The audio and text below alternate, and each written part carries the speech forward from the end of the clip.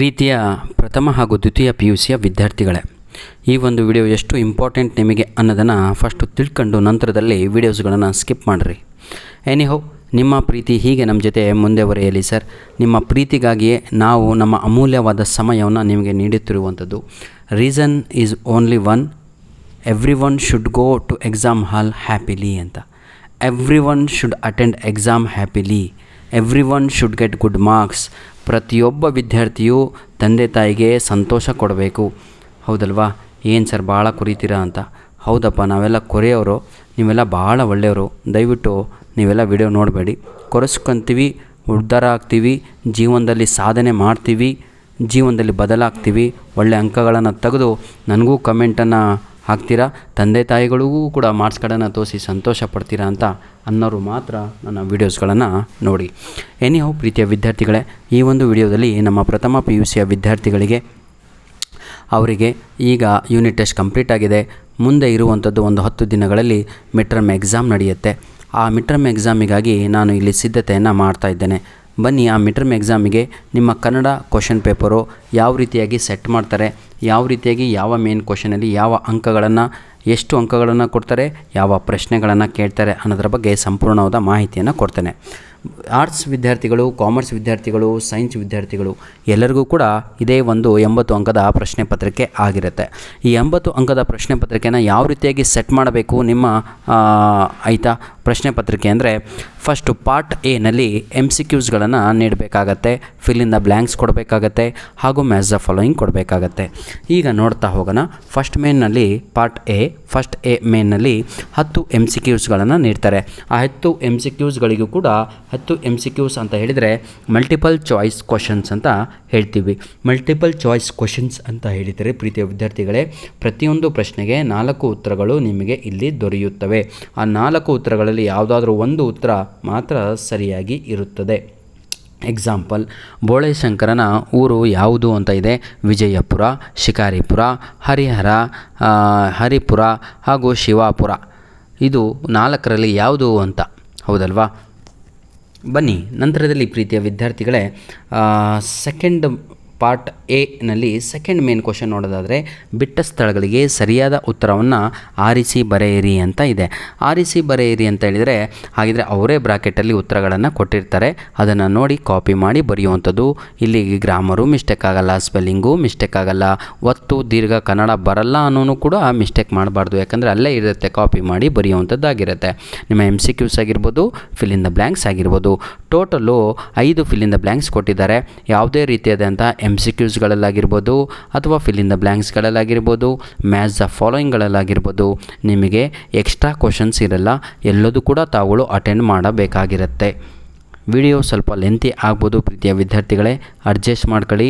ಮೊದಲನೆಯ Kannada video for your mid term exam I am uploading first video for your mid term exam with explanation. Please cooperate with us.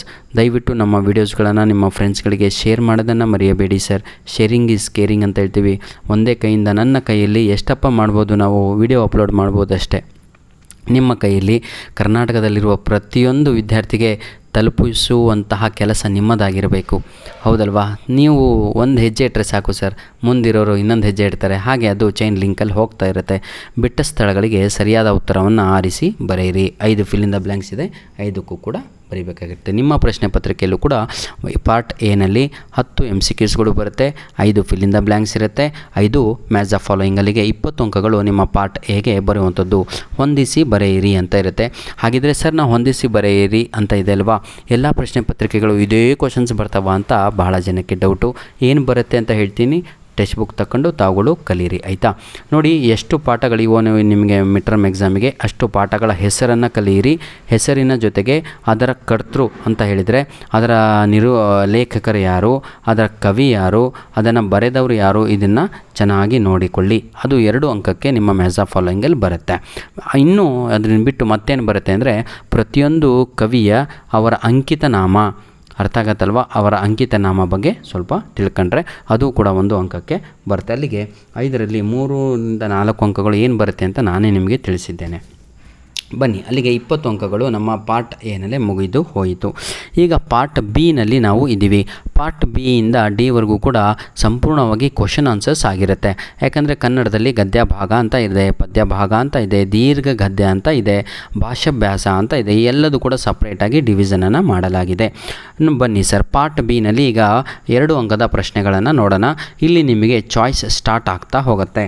ಅಂದರೆ ಹೆಚ್ಚಿನ ಬಹಳ ಕ್ವಶನ್ಸ್ಗಳನ್ನು ಕೊಡ್ತಾರೆ. ಎಲ್ಲ ಪ್ರಶ್ನೆಗಳಲ್ಲಿ ನಿಮಗೆ ಯಾವುದು ಬರುತ್ತೋ, ಯಾವುದು ಬೇಕು, ಯಾವುದು ಚೆನ್ನಾಗಿ ಬರಿತೀನಿ ಅನಿಸುತ್ತೋ ಅಂಥ ಪ್ರಶ್ನೆಗಳನ್ನು ಆಯ್ಕೆ ಮಾಡಿಕೊಂಡು ತಾವುಗಳು ಬರಿಬೇಕಾಗಿರುತ್ತೆ. ಯಾವುದಾದ್ರೂ 3 ಪ್ರಶ್ನೆಗಳಿಗೆ ಉತ್ತರವನ್ನು ಬರೆಯಿರಿ.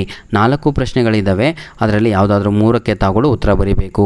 ಪ್ರತಿಯೊಂದು ಪ್ರಶ್ನೆಗೆ 2 ಅಂಕಗಳನ್ನು ಇಲ್ಲಿ ಕ್ರೆಡಿಟ್ ಮಾಡ್ತಾರೆ. ನಂತರದಲ್ಲಿ ಪ್ರೀತಿಯ ವಿದ್ಯಾರ್ಥಿಗಳೇ, ಯಾವುದಾದ್ರೂ 2 ಪ್ರಶ್ನೆಗಳಿಗೆ 2-3 ವಾಕ್ಯಗಳಲ್ಲಿ ಉತ್ತರಿಸಿ ಅಂತ ಇದೆ.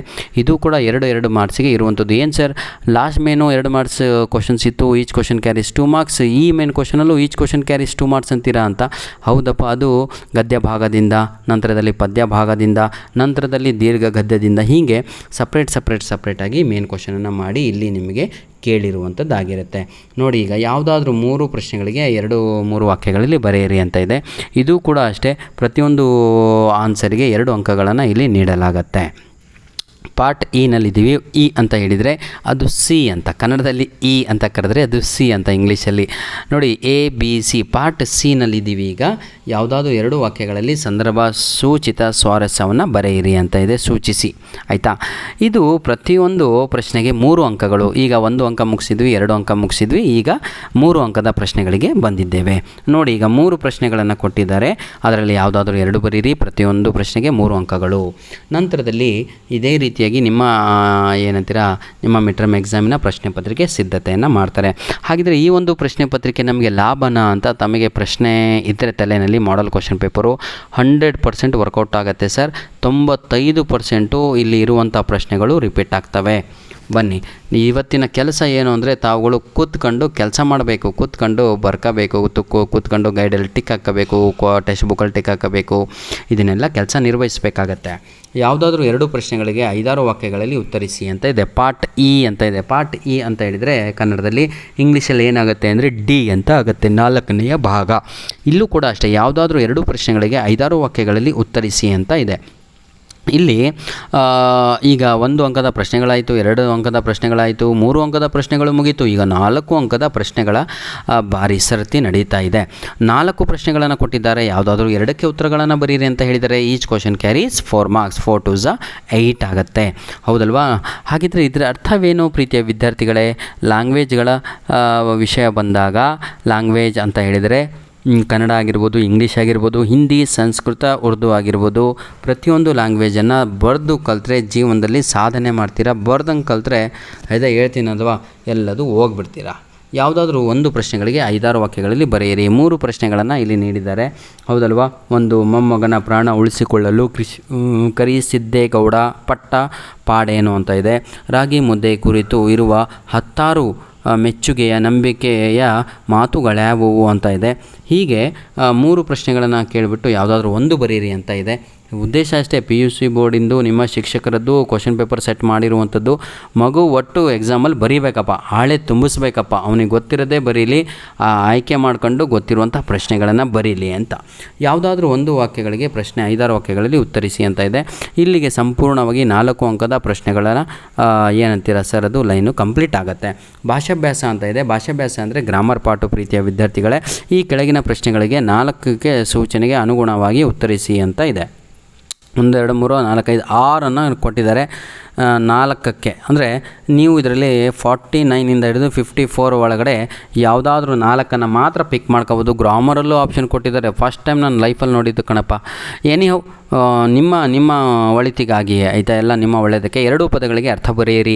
ಮತ್ತು ಇದರಲ್ಲಿ ಆಪ್ಷನ್ 3 ಕೊಟ್ಟಿದ್ದಾರೆ, ಯಾವುದಾದ್ರು 2 ಬರೀರಿ ಅಂತ ಆಪ್ಷನ್ ಇದೆ. ಪದಗಳನ್ನು ಬಿಡಿಸಿ ಬರೆಯಿರಿ ಅಂತ ಇದೆ. ನಂತರದಲ್ಲಿ ನಾನಾರ್ಥದ ಬರೆಯಿರಿ. ನಾನಾರ್ಥ ಅಂತ ಹೇಳಿದರೆ ಸಿನಾನಿಮ್ಸ್ ಬರೆಯಿರಿ. ವಿರುದ್ಧಾರ್ಥ ಬರೆಯಿರಿ. ವಿರುದ್ಧ ಪದ ಅಂತ ಹೇಳಿದರೆ ಆಪೋಸಿಟ್ ವರ್ಡ್ಸ್ ಬರೀರಿ. ತತ್ಸಮ ತದ್ಭವ ಬರೀಬೇಕು. ಗ್ರಾಂಥಿಕ ರೂಪ ಬರೀಬೇಕು. ಇವೆಲ್ಲದೂ ಕೂಡ ಗ್ರಾಮರಲ್ಲಿ ಇರುವಂಥದ್ದು.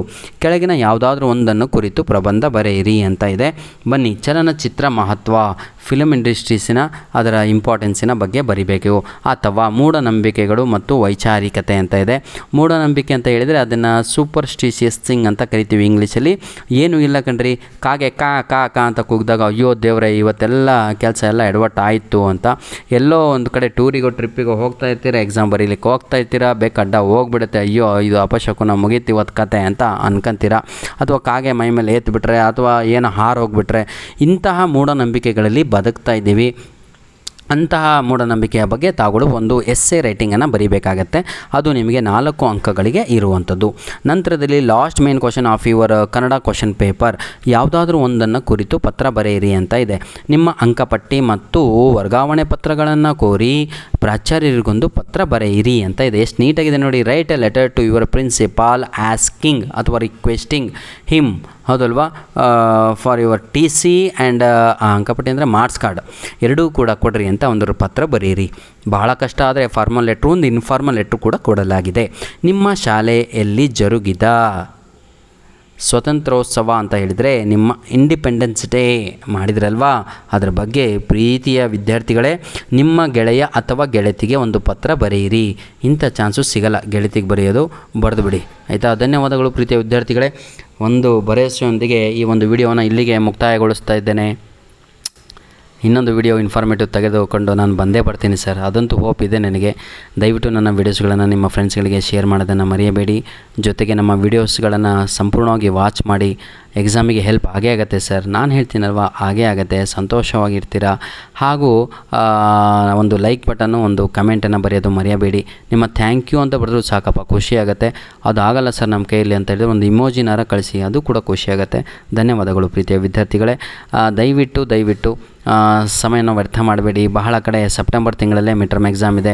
2ನೇ ತಾರೀಕಿಂದನೇ ಇದೆ ಸೆಪ್ಟೆಂಬರು, ಇನ್ನೊಂದು ಕಡೆ 19ನೇ ತಾರೀಕಿಂದ ಇದೆ. ಹಾಗಾಗಿ ಸಮಯನ ವ್ಯರ್ಥ ಮಾಡಬೇಡಿ. ಯಾವಾಗ ನಿಮ್ಮ ಕಾಲೇಜಿನಲ್ಲಿ ಇಟ್ಕೊತಾರೆ ಅನ್ನೋದು ಅದೇ ಇರೋದು.